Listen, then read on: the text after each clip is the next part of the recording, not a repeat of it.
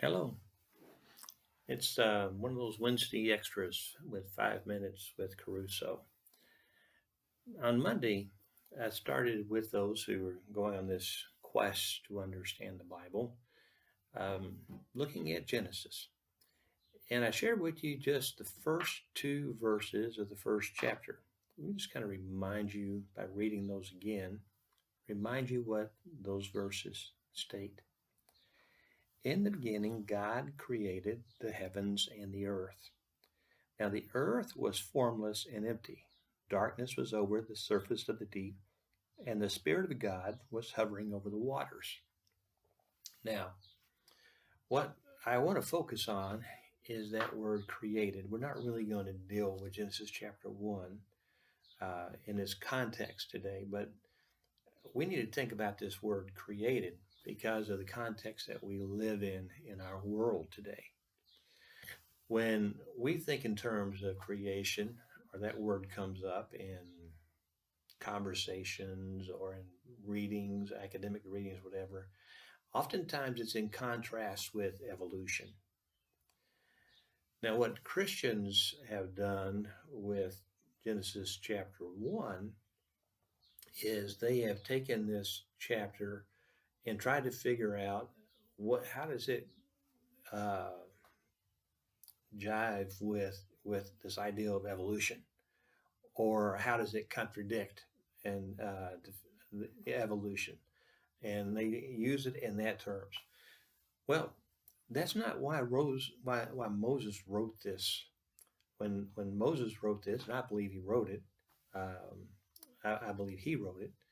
Um, there was no Charles Darwin. There was no theory of evolution. The battle that Moses was fighting was as he looked at the people of Israel, and they'd come out of a culture that believed in many gods, and they're going to move to a land where people also believe in many gods, and always somebody besides the Lord God, this great supreme God.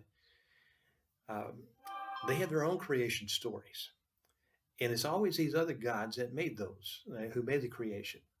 And so Moses is writing this to lift up the one God, the God of Israel, the God of Abraham, Isaac, and Jacob, who who is the creator, who the supreme God, that he's the only God. He wasn't trying to combat evolution.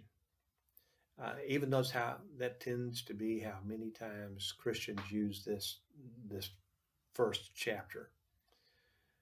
But what I need to go ahead and address that because our children are growing up. You may have grown up in a school where you were taught evolution. I heard that when I was going, well, is creation even valid?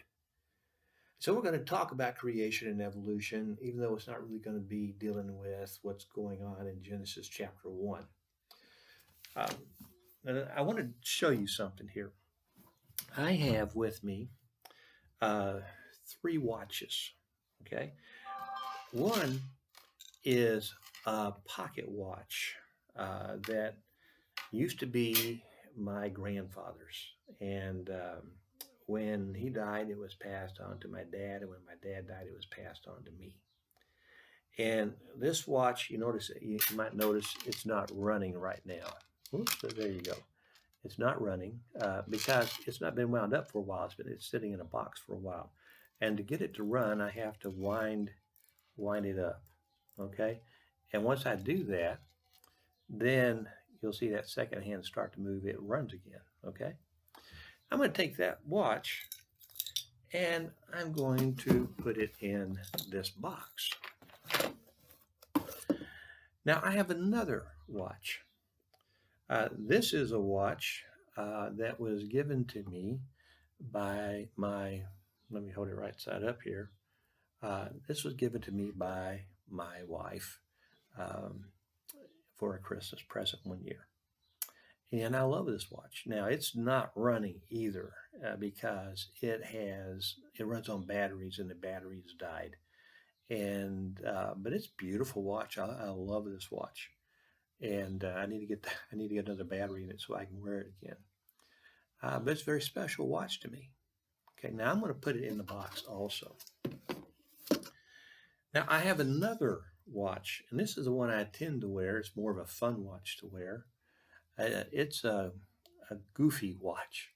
It was given to me by my wife as a gift from our 20th anniversary when we were at Disney World. And you'll notice this watch, uh, the second hand runs backwards. In fact, the numbers run backwards. And that's just how it runs. It runs on a battery, and sometimes I get the battery replaced, and the person replacing the battery doesn't know how to set the watch because they can't think of it in running backwards. They don't know where to set it at. But that's how it runs. Now it keeps good time. It's a good watch. I'm gonna put it in the box also. Now I got all these watches in this box. What do you think would happen if I took all three watches apart and I put the watches, their different various parts, I put them in the box and then I just shook it all up. And then uh, I open it up and I'm able to pull out each watch that had been previously disassembled. Now each one is, all the parts are back in their right place in the right watch, and all three watches are running. What would be the odds of that happening? Of me taking, completely disassembling the watches and putting them in this box and closing it up and shaking all those loose parts together, and they would come out as three perfectly good watches working the way that they were. And the parts of this watch are going to be in this watch, and the parts of this watch are going to be in this watch, and the parts of this watch are going to be in this watch. What would be the odds of that happening? Well, I can tell you what the odds of it happening: zero. That's why I'm not going to take those watches apart and put them in this box and shake them up and hope that they come back in the right place, in the right watch, and functioning. She's not going to do it because it's not going to happen. Now, you and I get that. Now, that's basically what that kind of a process, that a chance process, is what is being relied on with this theory of evolution, this idea that the things just happen by chance and they just kind of evolve. And there's no design or no designer behind it. There's nobody who has put it all together. And it's just all happenstance. Now, these are watches, okay? Now, for me, I'm not a watchmaker. And it's a pretty complicated, I mean, to me, each one of these is pretty complicated. I don't really know how they work. I just know that they work when all the parts are there and they all are functioning. I know that they work. Now, but if I wanted to be a watchmaker, I could go and I could study and I could learn how to take this watch apart and put it back together where it worked. And I could learn how to do this one the same way, where I could take it apart and put it back together and it would work. And I could do the same thing with this watch. Now, if I was a watchmaker and I knew all that, I still wouldn't take them all apart and put them in a box and shake it up and hope that they're going to be three functioning watches. I wouldn't do that because I would know it's not going to happen. But I could study watches and I could learn how they work, and I could learn how to build a watch from scratch if I had all the right parts. In the vast scheme of things, though, a watch is not really that complicated, I don't think. Right? Definitely not compared to something that's living and breathing. If this only comes back together because somebody knows how to put it together so that it functions, how much more something that's living and something that reproduces? Think about this. Well, I go and I donate blood from time to time. And when I go and donate blood, they make sure that they put on that packet of blood what blood type I have. And the reason is they don't want to take that blood type and give it to somebody who has a different blood type. Because if you take blood of my type and you put it into the blood of a person who has a different type that's not compatible, bad things can happen to them, even death. Now, imagine a baby living inside a woman's womb. It's his or her mother's womb.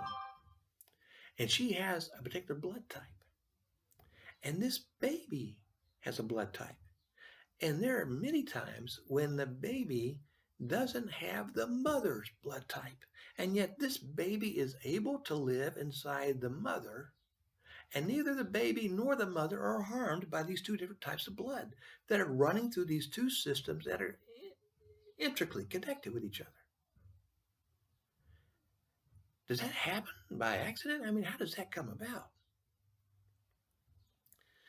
Now, let me share with you something else as you think about creation and evolution.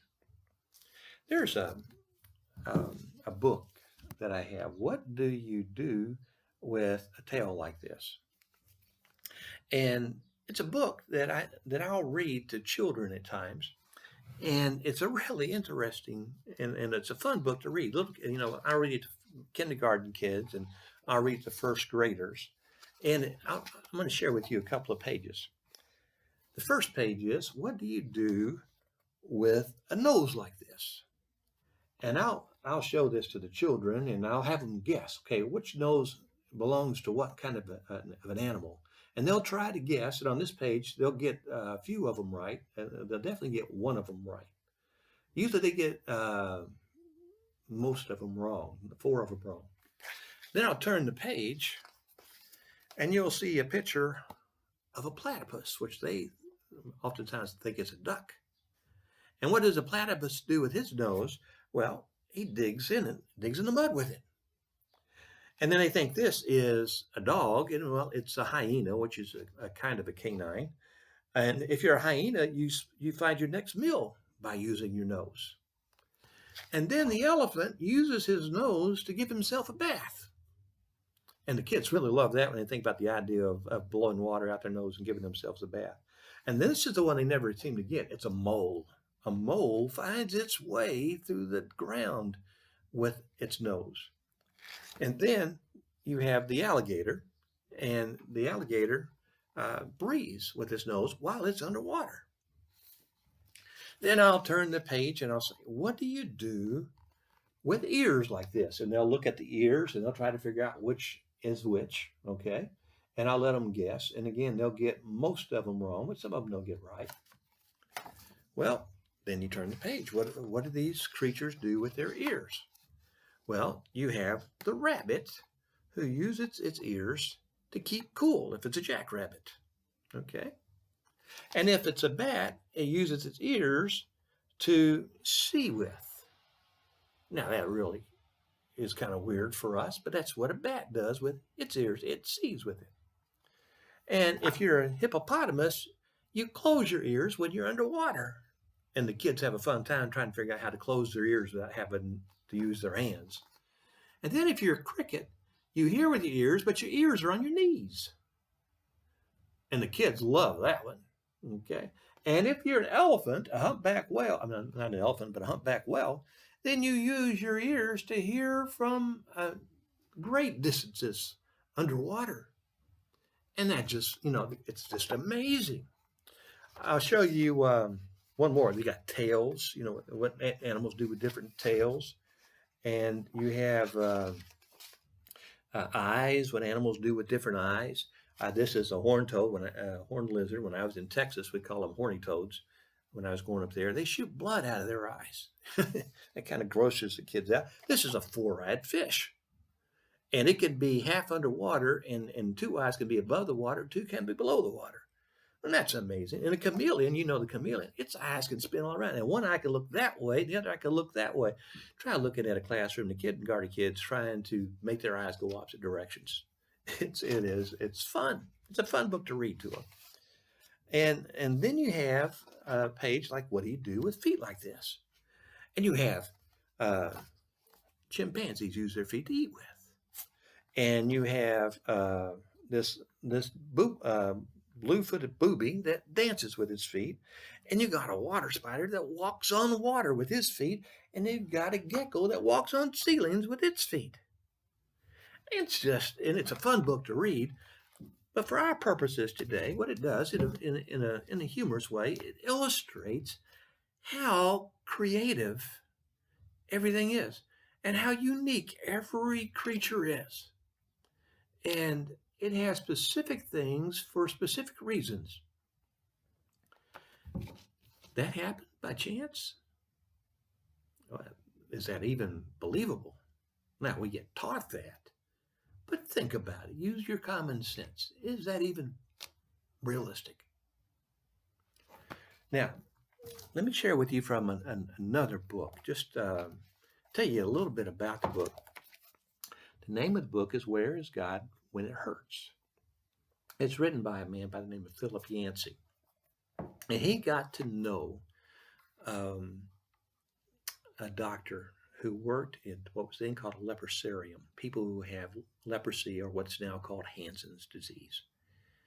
And one of the terrible things about Hansen's disease is that the nerves are just died, and people end up doing damage to themselves and destroying their limbs and their digits because they don't have any nerve feeling in their hands. And so this doctor and other people were doing research, how could they help people who had that disease? And they tried to just put together a device that people could wear on their hands that would have nerve endings on them, where they could feel things and not do damage to their hands. And so they ended up having to do, in order to try this, they had to research nerves. And let me just kind of share with you some of the things that they found out about nerves. They learned how to measure how much pressure you needed on different parts of your body where the nerves were at. And these different parts of the body needed those nerves to be able to function. Okay? And so what they found out is the tip of a person's tongue can sense just 2 grams of pressure. That's just, I don't know how much 2 grams of pressure is, but just how light of a touch can your tongue feel? Just try that, And it's just very light. I mean, it's very sensitive. Now, the fingertips, they can detect pressure of just 3 grams. Okay. Now, the back of your hand, it takes 12 grams of pressure to feel that, to feel something. And the back of a forearm is triggered by 33 grams. And the bottom of your feet, it takes 250 grams of pressure before your foot even feels anything. Now just think about that. Your fingertips have to be sensitive because they have to be able to do things like turn a page, okay? But if your fingertips or if your foot was as sensitive as your fingertips, you couldn't even walk. It would hurt too much. So in one person's body, they've got all these different places of their body that has different types of nerves that need different types of pressure to activate them. And if that were even messed up a little bit, the body couldn't function. We would all just be miserable. And and the fingers. If you think about your fingers, they have to be sensitive enough. What their illustration they use is a baker can feel the texture of the dough while he's working in the dough and mixing it up, and he can tell if it's consistent enough. It's so sensitive he can do that. But the fingertips of a violinist has to be able to put extreme pressure on strings on the instrument in order to play. And if 3 grams, there's a toughness to to the fingertips, even though they're very sensitive, that allows him to do that. Otherwise, we'd be trying to listen to an orchestra, and all the violinists would be screaming every time they try to play a song. They couldn't do it. He points out about the cornea, how sensitive it is, and just a little eyelash in your eye, just you want to scream. It's there to protect it. It has a different nerve system there. Now he does some other things. He talks about if a person, how the skin protects the internal organs of a person. You can have we have to put if somebody's going under surgery, the doctors have to put them under anesthesia to be able to cut their skin. Otherwise, the pain would just be too great. They would probably die of shock. But once you get past the skin and you get into the internal organs, there's no nerves there. And you can move those around, you can cut them out, whatever. You don't really need anesthesia for that. The guy who just developed anesthesia, the way he got people to allow him to do that, to believe in it, is he did surgery on himself. He gave himself enough anesthesia or anesthetic to deaden the skin, and he was able to do what he needed to do in his internal organs without hurting. Because there's no nerves there. The skin protects, and the skin has the nerves. So there's no nerves inside, and you might not feel anything, but they found out, you could take a balloon and you could blow it up, put it in a person's stomach, and they would be in tremendous pain because the stomach would understand something's not right. This body that we have is extremely complicated, much more complicated than any watch. And am I going to believe that my body can come about just by chance, that somehow without any designer, without any creator, that it's all going to come together, everything's going to function? And you look at all the different people around you, and look how every person is different. And we each have genetic traits. Our genes, our DNA are different. It's just amazing, this creation. So when you read in Genesis chapter 1 about creation, and you want to dismiss it because, no, it's evolution, well, you might want to think about that. I remember when our children were younger, and we loved to watch these shows on Animal Planet, where these explorers would go out and they would find different kind of animals. They would tell you about them, And I remember this one guy, we loved his show. He would talk. He had this little lizard, I think, and he was talking about its colors and its designs and how it was specific for its environment and for its temperature. I mean, for the culture, for the place it was in the globe, and the kind of habitat that it lived in, and had everything it needed just for that habitat. And he attributed it to evolution. And I just wanted to say, you see the evidence and you just miss it. Now, I'll share with you one last thing, and I'll wind this up.